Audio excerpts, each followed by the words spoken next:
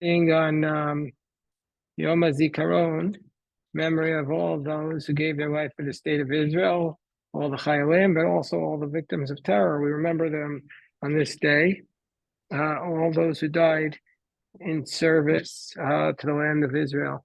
So what we're going to do, Le'iloi Nishmatam, is to study the Divrei Torah that were written by our friend David Schwartz, Zichrono Livracha, and David is married to my friend Meital, and I felt very close to David, and Betzal is on here, and he also was close with David. So we're going to read this, the comments that he wrote to Parashat Tazria Mitzorah. So, Meiruach Divrei Hapsukim, I'll read it and I'll translate it. From the spirit of the words of the verses, Nireh, and by the way, I read over what he said, and what he said is beautiful, and it's also appropriate to Yom HaZikaron. He says, Nireh, it seems, Ki Nega Tzarat, from the spirit of the words of the verses, it seems that this ailment called Tzarat, Hu Nega Chamor Bioter Mibein Negei Adam, is one of the worst afflictions known to man. Yiduim Divrei Chazal, the words of the sages are known. Shetolim et oto nega, that they attribute the reason for the sin ba'avon lashon hara, or the sin of lashon hara, of bad speech. In fact, in tomorrow's daf, it says that we did this in the tomorrow's daf, if you jump ahead, it says that one who speaks lashon hara is worthy to be thrown to the dogs. Maybe Rav Betzal will give us a big share on that. But anyway, we see the stringency, the harshness of this ailment of tzarat, that it comes as a result of lashon hara. Chazal and Masechet Erchin, ma'arichim b'pirushim shonim, they go at length in different explanations about those things that come shebaim, that result from the sin of speaking lashon hara. Lashon hara is toxicity, and if you speak about it, they talk about all the terrible afflictions that will come upon you. Vidorshim, and they expound. Amar, this is he's quoting now from Erchin 15b. It's a lengthy quote, so I'll make Rabbi Yosef the co-host. Maybe he'll share it in the meantime. Maybe I'll share the actual quote from Erchin 15b. I'll read it. Amar Rabbi Yochanan Mishum Rabbi Yossi ben Zimra. Kol mesaper lashon hara. Whoever speaks lashon hara, whoever tells lashon hara, gilu kafar beikar, as though he rejects the actual essence of the faith. I want to say in passing that a tangent first, that my son Max, he davened Nate's this past Shabbos. He went to Rav Nevinsal, who's 96 years old. You ever meet him, Rabbi Yosef? I'm sure you did. Rav Nevinsal, you ever meet him? Yeah. So he went to daven there, and he said he got there, and he was, of course, Rabbi. No matter what time he showed up, Rav Nevinsal was studying, and then afterwards, everybody just sat around and were just like throwing questions at him for like an hour. And one of the questions was, "Are you allowed to speak lashon hara with your wife?" And Rav Nevinsal said, "That's okay." He said that was permitted because he said, "Ishto kegufa," a woman, your wife is like you, so it's like you're just discussing it with yourself. So he allowed it. Anyway, but we see whoever speaks lashon hara is like you're rejecting the essential aspect of the faith. Amar Rabbi Yossi ben Zimra, Masaper lashon hara, whoever says lashon hara, nigaim bayim alav, afflictions come upon him. Amar Reish Lakish, or Reish Lakish taught, Mai d'chsev, what do we do with the verse that states, Zot tiyeh Torah mitzorah? What do we do with the words that say, this is the Torah of the mitzorah? Zot tiyeh Torato shel motzi shema. This is the Torah. This is what will happen to the person who speaks badly. Amar Reish Lakish taught, Kol Masaper Lashon Hara, whoever says bad words, Magdil Avonot Adu Hashemayim. He increases sins all the way until heaven. And says Rav Chisda Amar Mar Ukva Kol Masaper Lashon Hara. Whoever speaks Lashon Hara, Ra'oi L'Soklo Be'evan. It's appropriate to stone him. And Amar Rav Chisda Amar Mar Ukva Kol Masaper Lashon Hara. Whoever says Lashon Hara, Amar HaKadosh Baruch Hu, God says, Ein ani v'hu yochon ladur bo'am. If somebody says Lashon Hara, God says, he and I are not capable of both existing in the same world. And Amar Rav Chisda Amar Ukva Kol Masaper Lashon Hara. Whoever says Lashon Hara, Amar HaKadosh Baruch Hu Sar Shal Gehenim. God says to the angel who is in charge of Gehenim. Gehenim is another word for hell. He says, Ani alav milamala v'ata alav milamata nidonenu. I am above, and you are below. I'm above him above, and you are above him below, and together we'll judge him. And Tan Debei Rabbi Shmuel taught, Kol Masaper Lashon Hara, whoever says Lashon Hara, Magdil Avonos, his sin is so great, Keneged Shlosha Averot. It corresponds to the big three: idolatry, adultery, and murder. And that's the quote from the Talmud. A pretty harsh quote. Tzarach Avin, says David, Zichrono Livracha. We need to understand, what do the sages see? What do the sages see to specifically connect this sin with these horrible punishments? B'vaday yesh li lachem b'tofa'ah matrida zu u'lenahel negda milchemet chorma ikvit u'madua yichasu chazal et otam negaim davka lavon hazeh. So this one I might need Rabbi Yosef's help with.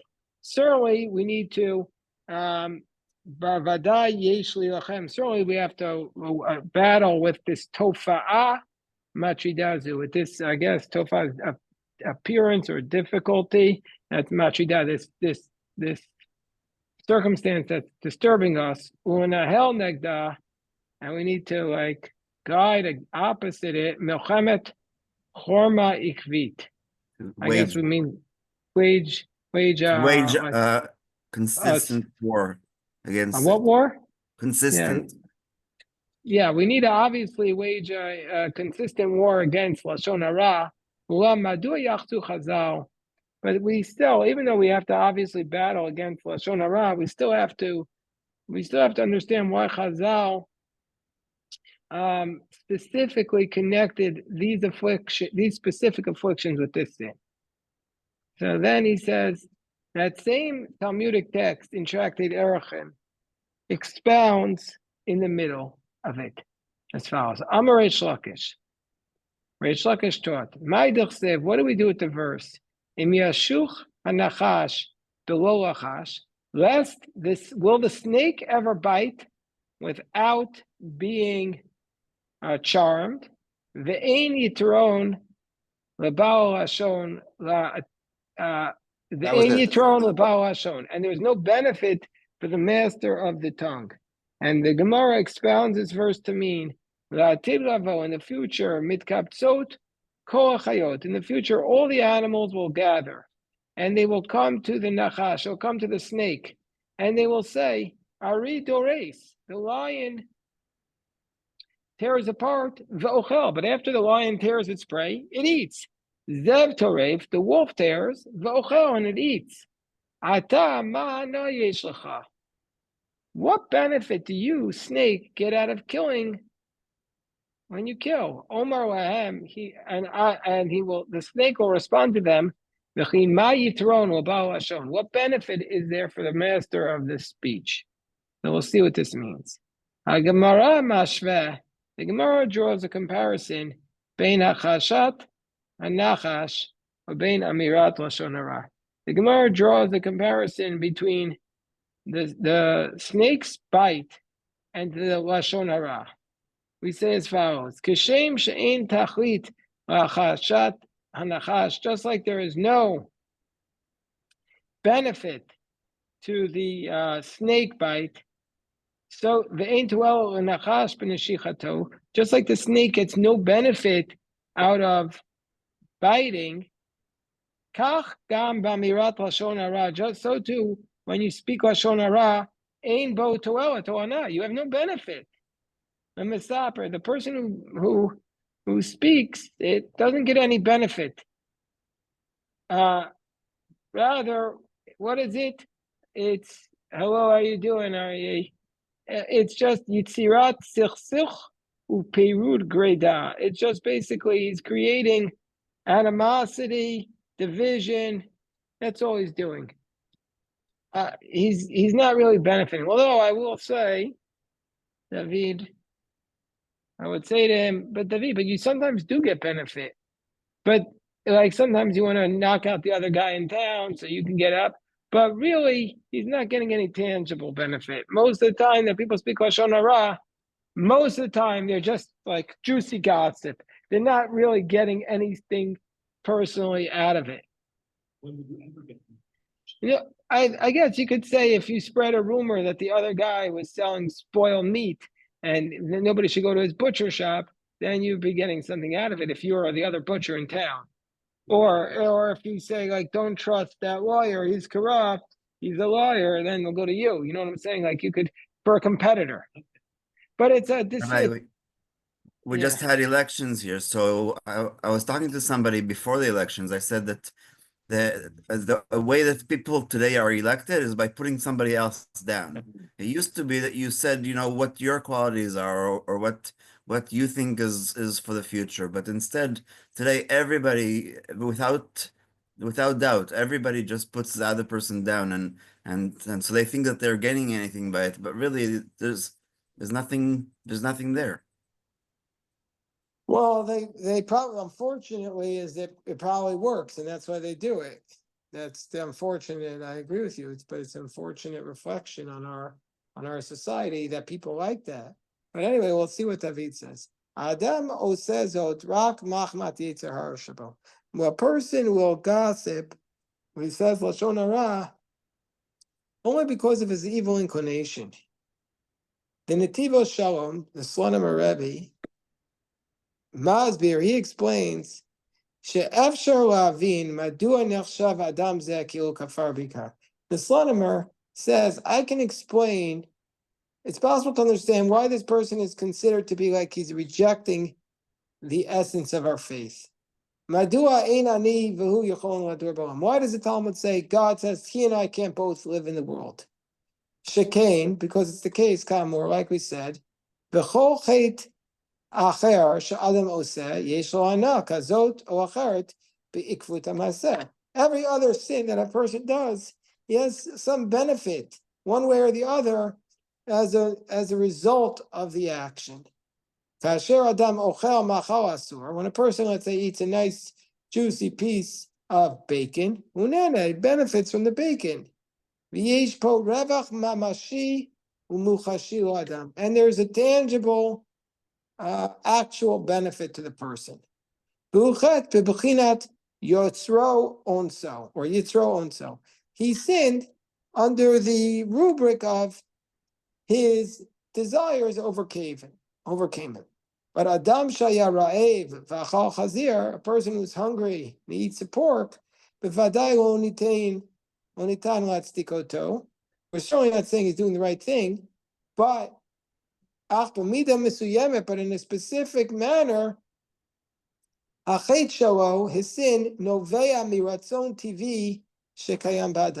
his sin is stemming from a natural inclination that's found in man, that exists in man.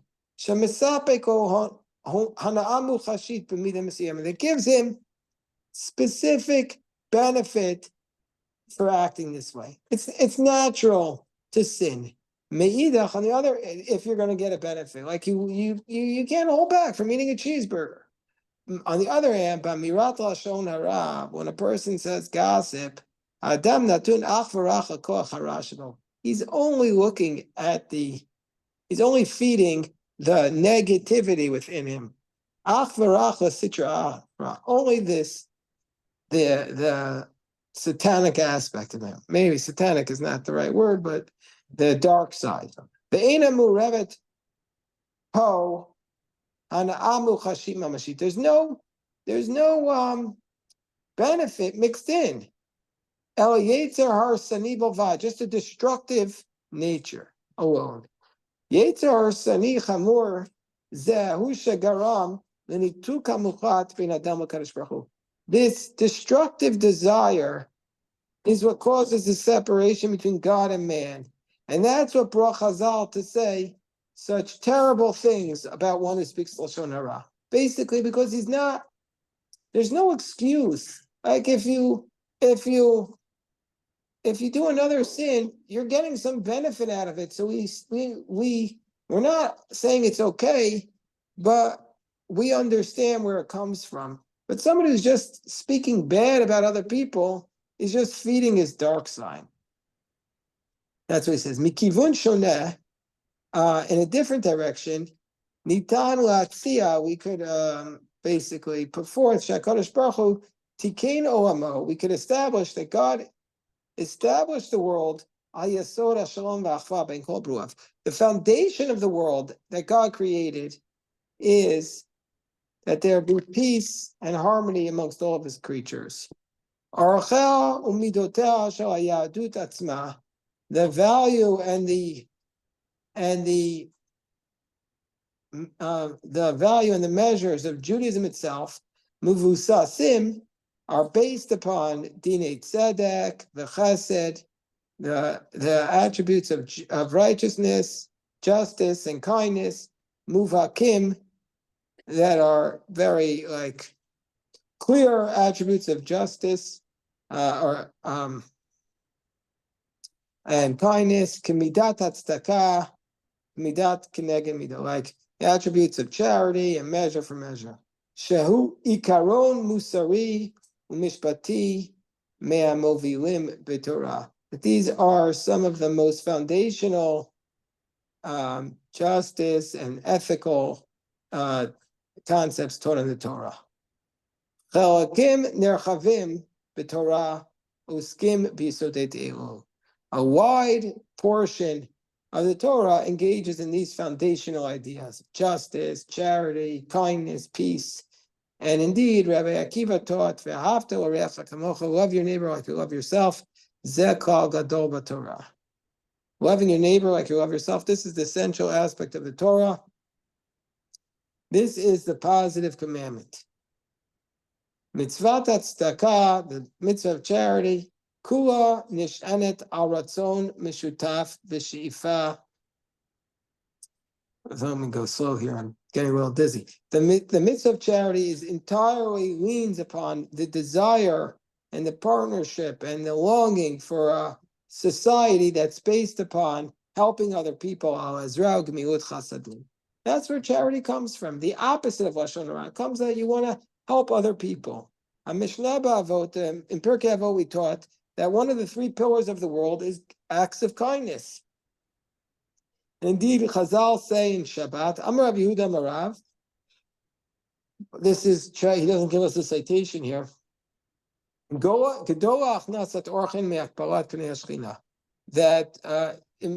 great welcoming guests is even greater than welcoming in the divine presence. HaKadosh Baruch Hu Doresh, God is seeking, or ki arachim elu, God wants that these values, they're the values that support the world. And therefore, mitzvot rabot b'Torah, therefore many commandments in the Torah, these are commandments between man and her fellow man. The opposite, ha'hafech hagamur, the complete opposite from shiluv v'chesed, zeu amirat lashon hara. The complete opposite of a society of partnership and kindness is the speaking of gossip. Shekain kol mahuta, the whole essence of it is Yetzirat Perud v'Sichsuch ben Adam u'Chaver. The whole purpose of gossip is to cause division and animosity. And so many Jewish communities, let me just pause, he doesn't say this, but I could say so many Jewish communities have been plagued and destroyed by toxicity, by negativity that has been so destructive to them. It's Could you give us just, an example? well, I'll just give you an example that It was a joke. It was a joke. It's oh. Lashon Hara. No, I'm just saying, I'm just speaking with people all the way in the West Coast today and the East. Every day, literally, people tell me about it, and not that they say individuals, but they tell me how they're distraught because they want to go into like a community, a Jewish community, and spiritual communities are usually some of the worst because people, it's like a family, but not actually a family. So it's like a family in the way they fight, but not like a family. Usually they make up because they realize we have no choice. So, but so anyway, it's so sad. But that's all a result of toxicity and gossip. It destroys communities. Therefore, based upon, we'll continue backward to David, Nir al pi havana, zu, we see as basis of this understanding. Ki chet ze eino chet ben adam lechavero belvad. This sin of gossip is not just a sin between man and friend. No. If you gossip about somebody, you can't just go and ask him for forgiveness and fix it. So this is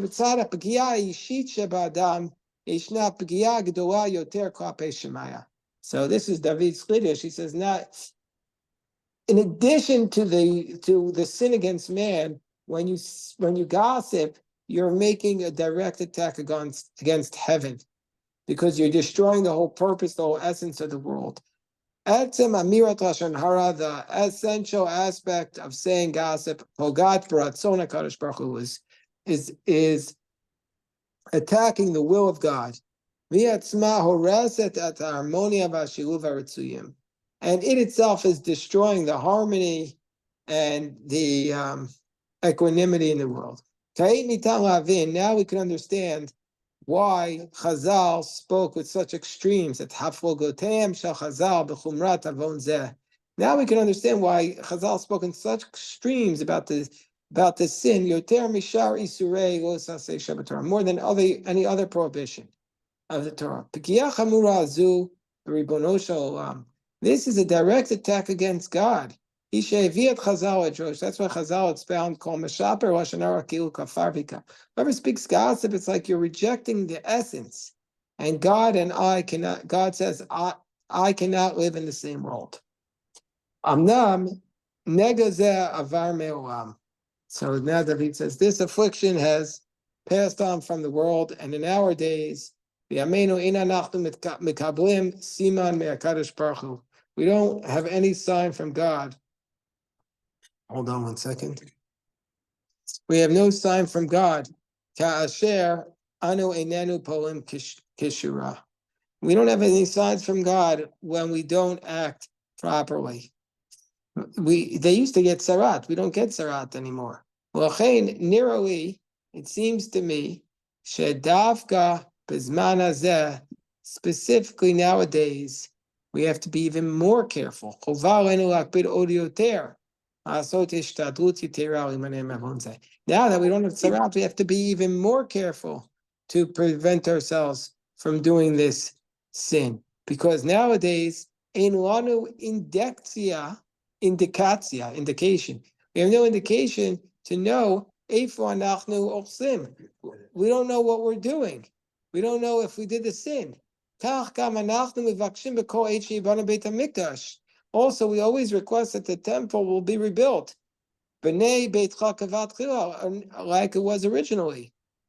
A person needs to put to his mind, ma mashmaut hadavar chayim amitiyim ba'et hitkarut hashrat shlina bebeit hamikdash. Person needs to basically reflect upon what will the true life be like. Will be the purpose of life in the time where the divine presence reveals himself in the temple. A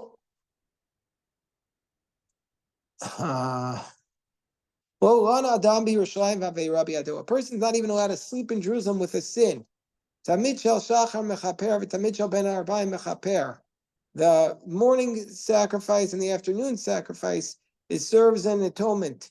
When anybody ever will speak lashon hara, he will immediately be afflicted. Hey. Oh, beautiful.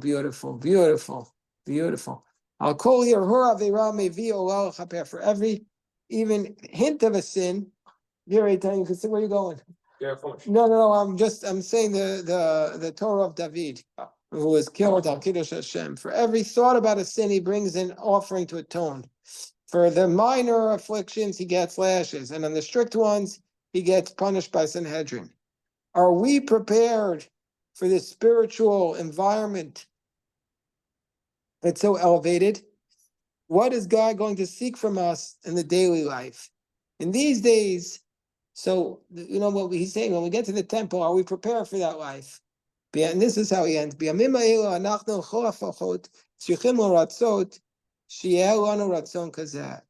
these days, at least we have to desire that we should have this desire.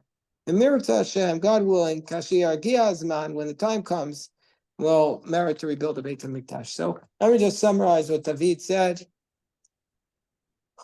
What is David saying? He's saying, first of all, David Schwartz.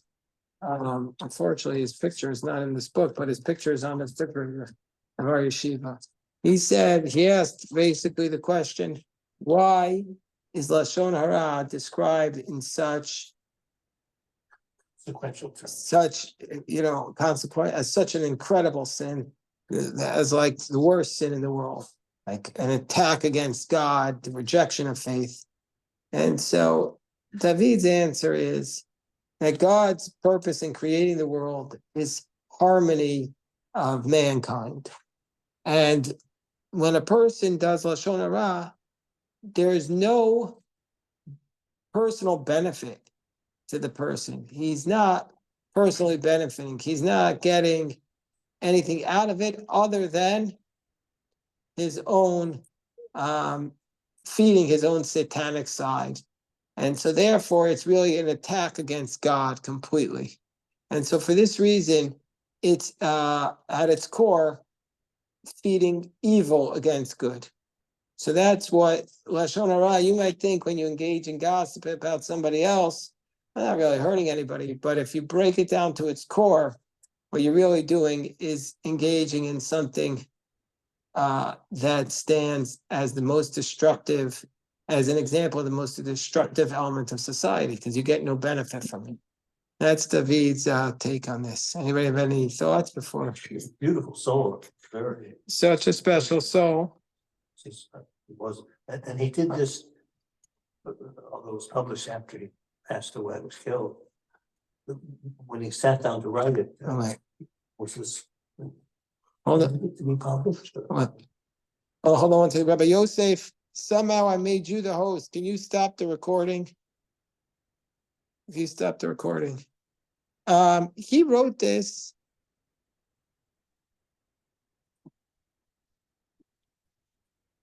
He wrote this for his wedding. Did you stop it, Rabbi Yosef? He wrote the whole book for his wedding. Yeah, well, no, he published it for his wedding. He wrote it beforehand.